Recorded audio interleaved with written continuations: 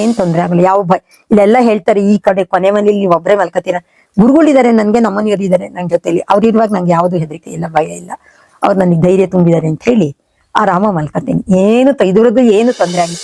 ಕಾಯಿ ನಾನೆಲ್ಲ ತರಿಸ್ಕೊ, ಹೋಗ್ರ ಅವಳಿಗನ್ನ ಕಾಯಿ ಬೆಲ್ಲ ಎಲ್ಲ ತಂದ್ಕೊಡಿ, ಅವಳು ಮಾಡ್ಬೇಕು, ಅವಳೊಬ್ಳು ನೀನ್ ಒಬ್ಬಳೇ ಮಾಡ್ಬೇಕು ಶಾಂತಬಾಯಿ. ಹೋದೆ, ಅರಳಿ ಕಟ್ಟೆ ಹತ್ರಕ್ಕೆ ಹೋದೆ. ಆಮೇಲೆ ಕೋಡ್ಬಳೆ ಮಾಡ್ತಿದ್ಲೇನೋ ಇವಳು ಅಂದ್ರು. ಅಂತಂದೆ. ಆಮೇಲೆ ಕೋಡ್ಬಳೆ ಮಾಡ್ತಿದ್ಯಾ, ನೀನ್ ಕೊಡಿಲಿ ಎಲ್ರಿಗೂ ಎರಡೆರಡ ಅಂತಂದ್ರು. ಎಷ್ಟಿತ್ತು ಅಷ್ಟು ಕೊಟ್ಟೆ. ಆಮೇಲೆ ಇನ್ನಿಲ್ಲ ಕಿತ್ಲೆ ಹಣ್ಣು ಅಷ್ಟೇ, ಆ ಕಡೆ ಇಲ್ಲಿಂದ ಬರೋದು ಮಲೆನಾಡಿಂದ, ಎಷ್ಟು ದಪ್ಪ ಹಣ್ಣು ಬಿಡಿಸಿ ಇದನ್ನ ಕುಸ್ಮನ ಎಲ್ಲ ತಂದು ತೆಗಲ್ರಿ, ತಿನ್ರಿ, ಸುಸ್ತಾಗಿರ್ತೀನಿ. ತಾನೇನು ತಿಂತಿರ್ಲಿಲ್ಲ, ನಮ್ಗೆಲ್ಲ ಕೊಟ್ಟು ಪಾನ್ ಮಧ್ಯ ಎಲ್ಲ ಪಾನ್ಕ ಹಾಲು ಎಷ್ಟು ನಾವು ಕುಡಿತೀರಾ, ಎಷ್ಟು ತಿಂತೀರಾ ಎಲ್ಲ ತಿಂದು ರಾಮ ಬೇಡಮ್ಮ ನಾನು ಇದು ಮಾಡಿದೆ ಅಂತ ನಾನು ಆಮೇಲೆ ನಮಸ್ಕಾರ ಮಾಡಿ, ಅಣ್ಣ ಇಲ್ಲೇ ಮಾಡ್ತಿದ್ದಕ್ಕೆ ಏನು ಮಾಡೋಕ್ಕಾಗಲ್ಲ, ಪರವಾಗಿ ಊಟ ಮಾಡಿದ್ನೋ ಇಲ್ವ ನಾನು, ಈಗ ತೃಪ್ತಿ ಆಯ್ತಾ ನಿಂಗೆ, ನಡಿ ಹೋಗು, ಕರ್ಕೊಂಡೋಗ್ಬಿಟ್ರೆ ಇವಳನ್ನ, ಒಬ್ಬಳೇ ಹೋಗ್ತಾಳೆ, ಜೊತೆಗೆ ಯಾರನ್ನಾರು ಕಳ್ಸಿದ್ವಿ. ಅಲ್ಲಿಂದ ಬಂದೆ. ಆಮೇಲೆ ಅಣ್ಣ ನಂಗೆ ಕೈ ತುಂಬಾ ನೋಡ್ತಾ ಇದ್ದೀನಿ, ಏನೋ ಗುಳ್ಳೆನೇ ಎದ್ಬಿಟ್ಟಿದೆ, ಎತ್ತಕ್ಕಾಗ್ತಾ ಇಲ್ಲ ಅಣ್ಣ ಅಂತಂದೆ. ಆಮೇಲೆ ಅದಕ್ಕೆ ಆತಕ್ಕೆ ಇದ್ ಮಾಡ್ತೀಯ, ಯೋಚನೆ ಮಾಡ್ಬಿಡ, ನೋಡು ಒಳಗಡೆ ಹೋಗು, ಒಂದು ಹಲ್ದಿ ಬಟ್ಟೆ ತಗೊಂಡ್ಬೋಗು.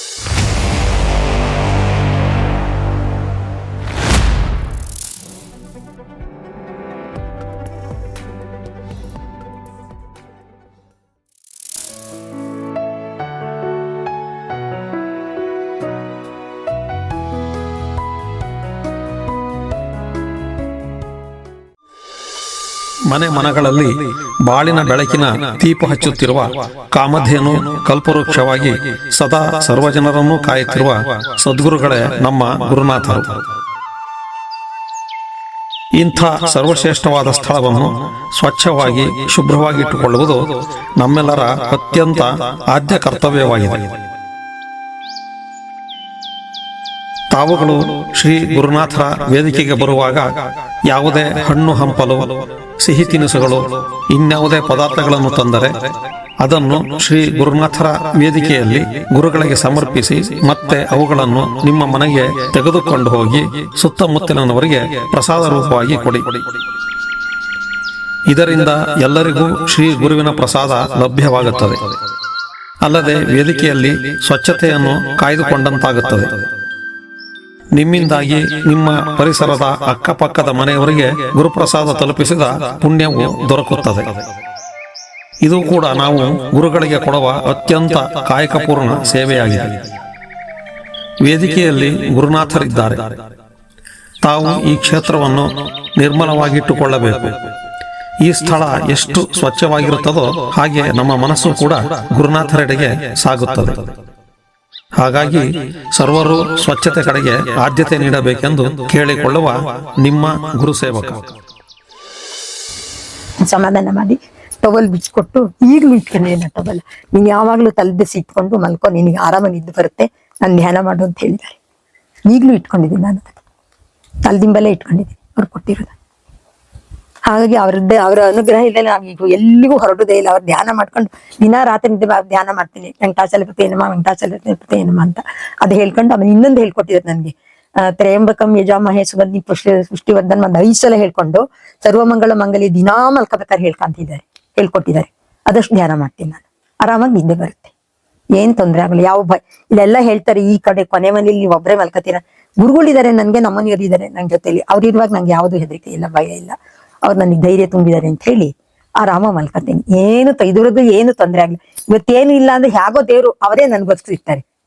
ಇವತ್ತು ಮನೆ ಏನಿದೆ, ಯಾರು ಬರ್ತಾರೆ ಏನ್ಮ, ಹೇಗೋ ಯಾವ್ದೋ ರೂಪದಲ್ಲಿ ಬಂದಿರುತ್ತೆ. ಇವತ್ತು ನಾನು 5 ರೂಪಾಯಿ ಖರ್ಚು ಮಾಡಿದ್ರೆ ನಂಗೆ 10 ರೂಪಾಯಿ ಬಂದಿರುತ್ತೆ ನಾಳೆ. ಆತರ ಅವ್ರ ಅನುಗ್ರಹ ಇಲ್ದಲೆ ಯಾವ್ದು ಆಗಲ್ಲ ನಂಗೆ. ಅವ್ರ ಮೇಲೆ ಎಲ್ರು ಅಷ್ಟೇ, ನಾವು ಪ್ರತಿಯೊಬ್ರು ಹಾಗೆಯ. ನಮ್ಮನೇಲಿಂತಲೇ ಎಲ್ಲ ಪ್ರಪಂಚ ಕೊಂಡಾಡುತ್ತೆ ಅವ್ರನ್ನ. ನಾನು ಒಬ್ಬಳೇ ಎಲ್ಲ, ಎಲ್ಲಾರ್ಗು ಅವ್ರಿಗೆ ಇದು ಜಾಸ್ತಿ. ಆಮೇಲೆ ಇನ್ನೊಂದ್ ಸಂದರ್ಭದಲ್ಲಿ ಏನಾಯ್ತು, ಎಲ್ಲ ಸೌಂದರ್ಯ ಹೇಳ್ತಾ ಕೂತಿದ್ವು ಅವ್ರ ಮನೇಲಿ. ಹೀಗೆ ನಾವು 25 ಜನ ಹೇಳ್ತಾ ಕೂತಿದ್ದಾಗ ಏನಾಯ್ತು, ನಾನು ಹಾಲ್ಬಾಯಿ, ನೀನ್ ತುಂಬಾ ಚೆನ್ನಾಗಿ ಹಾಲ್ಬಾಯಿ ಮಾಡ್ತಾಳೆ ಅಂತ ಹೆಸರಾಗ್ಬಿಟ್ಟಿತ್ತು ನಂದು. ಹಾಲ್ಬಾಯಿ ಶಾಂತಮ್ಮ ಅಂತಲೇ ಹೆಸರಿಟ್ಟಿದ್ದಾರೆ ನಂಗೆ, ಇಟ್ಟಿದ್ರು. ಹೀಗೆ ನಾವೆಲ್ಲ ಹೆಂಗಸ್ರೆಲ್ಲ ಇದನ್ನ ಸೌಂದರ್ಯ ಹೇಳ್ತಾ ಕೂತಿದ್ವು. ಆಮೇಲೆ ಅವ್ರು ಅವ್ರ ಗುರುಗಳು ಬಂದು, ಶಾಂತಬಾಯಿ ಹೇಳಮ್ಮ, ನೀನು ಹಾಲ್ಬಾಯಿ ಮಾಡ್ಕೊಂಬಾ, ಗುರುಗಳು ಎದ್ದಿವಾಗ ನೀನು ಎಲ್ಲ ಆಯ್ತಲ್ಲ, ಸೌಂದರ್ಯಲ್ಲಿ ಹೇಳಾಗಾಯ್ತಲ್ಲ, ಮನೆಗೆ ಹೋಗ್ಬಿಟ್ಟು ಹಾಲ್ಬಾಯಿ ಮಾಡ್ಕೊಂಬ ಅಂತ ಹೇಳಿ ಕಾರಲ್ಲೇ, ಅವ್ರ ಮನೆಯಿಂದ ಇಲ್ಲಿಗೆ ನಮ್ಮ ಮನೆಗೆ ಕಾರಲ್ಲೇ ಕಾಯಿ ನಾನೆಲ್ಲ ತರಿಸ್ಕೊ, ಹೋಗ್ರ ಅವಳಿಗನ್ನ ಕಾಯಿ ಬೆಲ್ಲ ಎಲ್ಲ ತಂದ್ಕೊಡಿ, ಅವಳು ಮಾಡ್ಬೇಕು, ಅವಳೊಬ್ಳು ನೀನ್ ಒಬ್ಬಳೇ ಮಾಡ್ಬೇಕು ಶಾಂತಬಾಯಿ.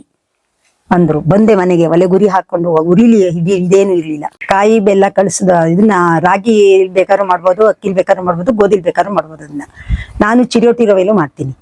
ಹಿಂದೆ ಹಾಲ್ಬಾಯಿ ಮಾಡೋದು ಈಗಿನ ಗ್ಯಾಸ್ ಒಲೆಯಲ್ಲಿ ಮಾಡ್ದಾಗಲ್ಲ, ಒಲೆ ಗುರಿ ಹಾಕೊಂಡು ದಬ್ರಿನ ಕ್ಲೀನಾಗಿ ತೊಳೆದ್ಬಿಟ್ಟು ಎಲ್ಲ ಮಾಡಿ ಅದನ್ನ ಒಲೆ ಗುರಿ ಹಾಕಿ ಜೋರು ಉರಿ ಮಾಡ್ಕೊಂಡ್ರೆ ಇದಾಗುತ್ತೆ, ಉಕ್ಕು ಬಂದ್ಬಿಡುತ್ತೆ.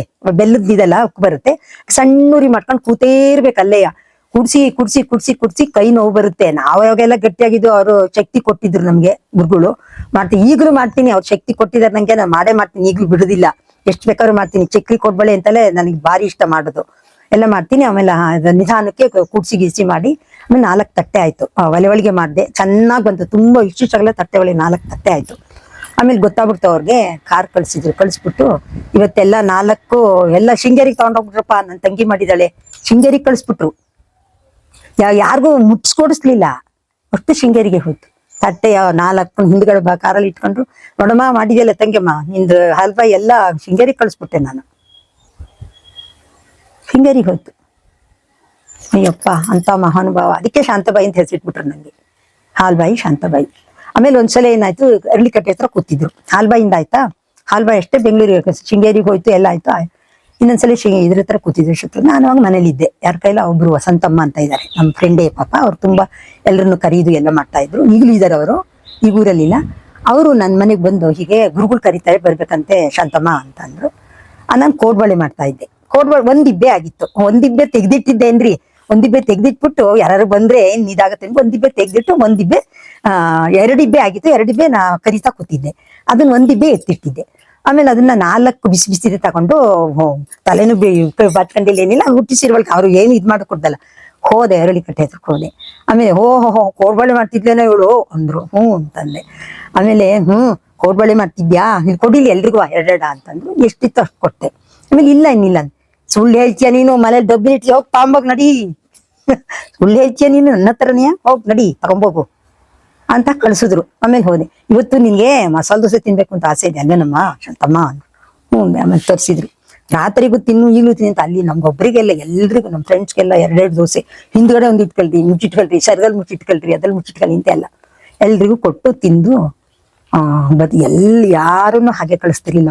ಪುಣ್ಯಾತ್ಮ. ಅಯ್ಯೋ ರಾಮ. ಹೂವು ಇಲ್ಲಿಂದ ಹಿಡಿದು ಇಲ್ಲಿವರೆಗೂ ಹೂವು, ತರ್ತರವರಿ ಹೂವು. ಅವ್ರ ಮನೆಗೆ ಹೋದ್ಮೇಲೆ ಯಾವ ತರ ಹಣ್ಣು ತಿಂದಿವಿ ಅಂತಲೇ ಗೊತ್ತಿಲ್ಲ, ಹಣ್ಣುಗಳೇ ಗೊತ್ತಿರ್ಲಿಲ್ಲ ನಮ್ಗೆ. ಅಷ್ಟು ಅವ್ರ ಗುರುಗಳು ಬಂದಾಗ ಎಂತೆಂತ ಜನ ಬರೋರು, ಮದ್ರಾಸಿಂದ ಎಲ್ಲ ಬರೋರು, ಬೊಂಬಾಯಿಂದ ಬರೋರು. ಅದೆಂತ ಸ್ವೀಟ್ಗಳು ನಮ್ಗೇನು ಗೊತ್ತಿರ್ತಾನೆ ಇರ್ಲಿಲ್ಲ. ಎಲ್ಲ ತಿನ್ಸಿ ಅಯ್ಯೋ ರಾಮಾರ ಅಲ್ಲೇ ಇರ್ಬೇಕು. ಆಮೇಲೆ ಸೌಂದರ್ಯರಿಗೆ ಹೇಳ್ಬೇಕಾದ್ರೆ ಸ್ವಾಹ ಮಧ್ಯ ಹಾಲು, ಪಾನಕ, ಮಾವಿನ ಹಣ್ಣು ಇದ್ರೆ ತಾವೇ ಬಿಡಿಸಿ ಹೆಚ್ಚಿ ತಿರುಳು ತಗೊಳ್ರಿ, ಸುಸ್ತಾಗಿದೆ ನಿಮ್ಗೆಲ್ಲ ತಿಂದ್ರಿ. ಕಿತ್ಲೆ ಹಣ್ಣು ಅಷ್ಟೇ, ಆ ಕಡೆ ಇಲ್ಲಿಂದ ಬರೋದು ಮಲೆನಾಡಿಂದ, ಇಷ್ಟು ದಪ್ಪ ಹಣ್ಣು ಬಿಡಿಸಿ ಇದನ್ನ ಕುಸ್ಮನ ಎಲ್ಲ ತಂದು ತಗೊಳ್ರಿ, ತಿಂದ್ರಿ, ಸುಸ್ತಾಗಿರುತ್ತೆ. ತಾನೇನು ತಿಂತಿರ್ಲಿಲ್ಲ, ನಮ್ಗೆಲ್ಲ ಕೊಟ್ಟು ಮಧ್ಯ ಎಲ್ಲ ಪಾನಕ, ಹಾಲು, ಎಷ್ಟು ನಾವು ಕುಡಿತೀರಾ, ಎಷ್ಟು ತಿಂತೀರಾ, ಎಲ್ಲ ತಿಂದು ರಾಮ ಅಂತ ಪುಣ್ಯಾತ್ಮ ನಮ್ಗೆ ಮರೀಕೆ ಆಗಲ್ಲ. ಒಂದ್ಸಲ ನಮ್ಮ ಮನೇಲಿ ಕೆಲಸ ಆಯ್ತು. ನಮ್ಮ ಮಾವನವರು ತಂದೆದು. ಅದೇನಾಯ್ತು, ಅವ್ರಿಗೆ ಊಟಕ್ಕೆ ಬರ್ತೀನಿ ಅಂತ ಹೇಳ್ಬಿಟ್ಟಿದ್ದಾರೆ. ಅವರು ಊಟಕ್ಕೆ ಬಾ ಅಂತ ನಮ್ಮ ಮನೇಲಿ ಇವ್ರು ಹೇಳಿ ಬಂದ್ಬಿಟ್ಟಿದ್ದಾರೆ. ಊಟಕ್ಕೆ ಕರ್ದಿದ್ದೀನಿ ವೆಂಕಟಾಚಲನ, ಹೋಗ ಬರೋಂತೆಲ್ಲ ಮಾತಾಡ್ತಾ ಇದ್ರು. ಆಮೇಲೆ ಸರಿ ಕರೆದ್ರು. ಅವತ್ತೇನಾಗ್ಬಿಡ್ತು, ಮರ್ತ್ಬಿಟ್ಟೆ ನಾನು. ಊಟಕ್ಕೆ ಕರೀದು ನಮ್ಮಲ್ಲಿ ಇವರು ಮರ್ತ್ಬಿಟ್ಟಿದ್ದಾರೆ, ನಾನು ಮರ್ತ್ಬಿಟ್ಟಿದ್ದೀನಿ, ಕರೀಲೇ ಇಲ್ಲ ಊಟಕ್ಕೆ. ರಾತ್ರಿ ತನಕ ಉಪವಾಸ ಕೂತ್ಬಿಟ್ಟಿದ್ದಾರೆ. ಆಮೇಲೆ ರಾತ್ರಿ ಅವತ್ತು ಮಳೆ, ಲೈಟ್ ಇಲ್ಲ ಊರಲ್ಲಿ, ಲೈಟ್ ಇಲ್ಲ. ಏನ್ ಮಾಡುದಂತ ಅವಾಗ ಲಾಟಿನ್ ಹಚ್ಕೊಂಡು ತಗೊಂಡು ಹೋಗಿ, ಬ್ಯಾಟ್ರಿನ್ಲೇ ಏನಿಲ್ಲ ಮನೆಗಳಲ್ಲಿ, ಅವಾಗಲೇ ಏನು ಇರ್ತಿರ್ಲಿವಲ್ಲ, ಲಾಟಿನ್ ತಗೊಂಡು ಹೋಗಿ ಮನೆಗೆ ನೀನೇ ತಗೊಂಡು ಹೇಳಿ ಕಳ್ಸಿದ್ರು. ನಾನು ಗೊತ್ತಾಯ್ತು ನಂಗೆ ಯಾರು ಊಟ ಮಾಡಿಲ್ಲ ಅಂತ ಹೇಳಿದ್ರು, ಯಾರೋ 3 ಜನ. ಅವಾಗ ನಾನೇ ಎಲ್ಲ ಬಿಸಿಯಾಗಿ ಅನ್ನ, ಗುಡ್, ಪ್ರತಿಯೊಂದು ಸೌತೆಕಾಯಿ ಗುಜ್ಜೊಂದು ಇಷ್ಟ ಅವ್ರಿಗೆ, ಉಪ್ಪು ತುಪ್ಪ ಅಂದ್ರೆ ಇಷ್ಟ, ಅಷ್ಟೊಂದು ತಗೊಂಡು ಹೋದೆ. ಆಮೇಲೆ ತುಪ್ಪ ತಗೊಂಡೋಗಿರಲಿಲ್ಲ, ಬಿಸಿಯನ್ನ ತಗೊಂಡೋಗಿದ್ದೆ.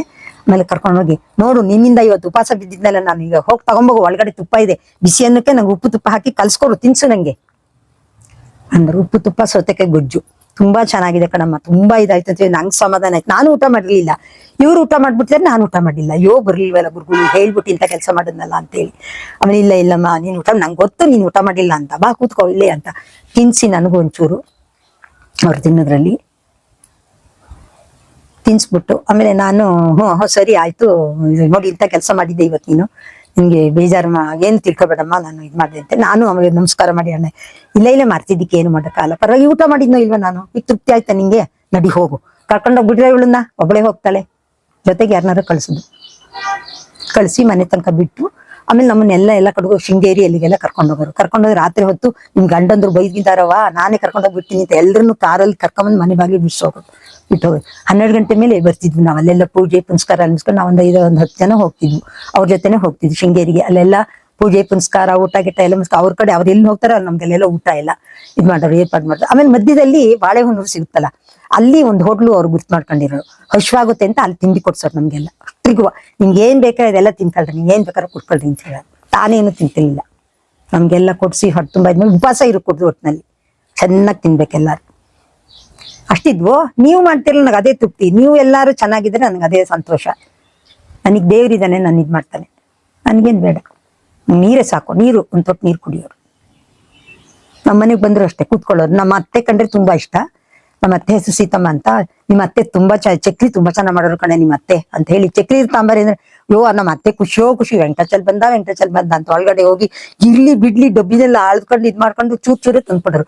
ಬಹಳ ಚೆನ್ನಾಗಿದೆ ಕಣೆ, ಬಹಳ ಚೆನ್ನಾಗಿದೆ ಅನ್ಕೊಂಡು ತಿನ್ನೋರು. ಪಾಪ ಅಷ್ಟಿಷ್ಟ ನಮ್ಮ ಅತ್ತೆ, ಎಲ್ರಿಗೂ ಇಷ್ಟ ಅವ್ರನ್ನ ಕಂಡ್ರೆ. ಹಾಗೆಲ್ಲ ಏನೋ ಒಂದು ದೊಡ್ಡವರು ಅಂತ ಇದು ಜಾಸ್ತಿ ಹಾಗೆಲ್ಲ ಮಾಡೋರು. ಆಮೇಲೆ ಒಂದ್ಸಲ ನನಗೆ ಕೈ ಮೇಲೆ ಒಂದು ಗುಳ್ಳೆ ಎದ್ಬಿಟ್ಟಿತ್ತು.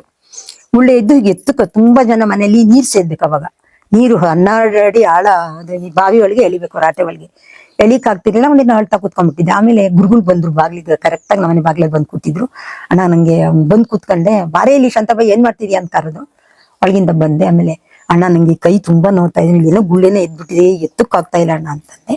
ಆಮೇಲೆ ಅದಕ್ಕೆ ಆತಕ್ಕೆ ಇದ್ ಮಾಡ್ತೀಯ, ಯೋಚನೆ ಮಾಡ್ಬಿಡ, ನೋಡು ಒಳಗಡೆ ಹೋಗು, ಒಂದು ಹಳದಿ ಬಟ್ಟೆ ತಗೊಂಬೋಗು ಅಂದ್ರು. ಒಂದು ಅರ್ಶಿದ ಬಟ್ಟೆ ಮಾಡ್ಕೊಂಡ್ ಬಂದು ಅರ್ಶಿದಲ್ಲಿ ನೆನ್ಸ್ಬಿಟ್ಟು ಒಂದು ಬಿಳಿ ಬಟ್ಟೆಗೆ ಗಂಟು ತಗೊಂಡ್ ಬಂದ್ರು. ಅದನ್ನ ಇಲ್ಲಿ ಮಲ್ಕೊಳ್ಳುವಾಗ ನೆನ್ಸಿನ ಇಟ್ಕೊ, ಇಲ್ಲಿ ಎಲ್ಲ ಹೋಗುತ್ತೆ, ಇನ್ನೊಂದ್ ದಿವಸ ನಿಮ್ಗೆ ಬರಲ್ಲ ಕಣೆ ನಾವು ಅಂದ್ರು. ಹಾಗೆ ಮಾಡಿದೆ. ಅವಾಗ ನಾನು ಪ್ರೆಗ್ನೆಂಟ್.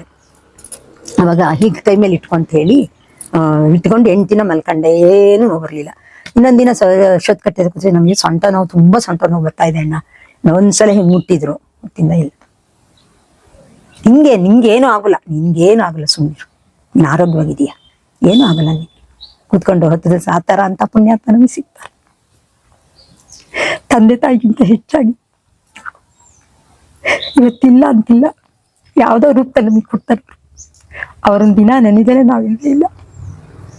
ಎಷ್ಟೋ ಸಹಾಯ ಮಾಡಿದ್ದಾರೆ ಮಕ್ಕಳಿಗೂ, ಎಲ್ರಿಗೂ ಮಾಡಿದ್ದಾರೆ. ಪುಣ್ಯಾತ್ಮ, ನಡೆದಾಡುವ ದೇವರು ಅವರು. ಇಲ್ಲ ಅಂತ ಅನ್ಕೊಳ್ದಿಲ್ಲ ಮನಸ್ಸಿನಲ್ಲಿ. ಇದ್ದಾರೆ ಅವರು, ಅಲ್ಲಿದ್ದಾರೆ, ವೇದಿಕೆ ಒಳಗೆ ಕೂತಿದ್ದಾರೆ.